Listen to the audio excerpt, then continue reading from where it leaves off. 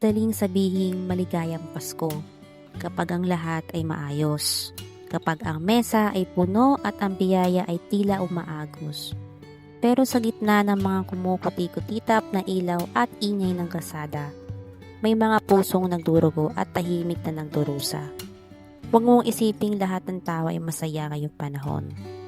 Dahil may mga taong lunod sa luha at hindi na makabangon. Danas ko yan noong nakaraang taon, isang sugat na hindi na maghihilom.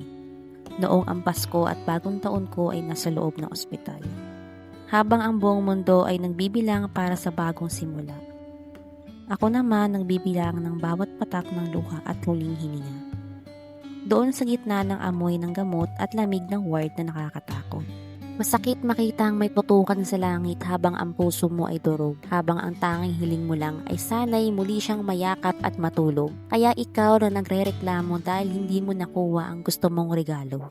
O naiinis dahil simple lang ang handa ninyo at walang magarbong salo-salo. Gusto kong malaman mo na ang simpleng buhay na kinaiinipan mo ay siya ring buhay na ipinagdarasal at hiningi ko para sa anak ko.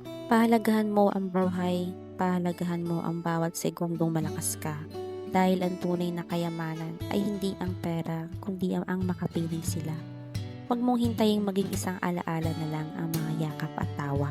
Bago mo mapagtanto na sapat na ang maging malusog at kasama sila, magpasalamat ka sa bawat hininga.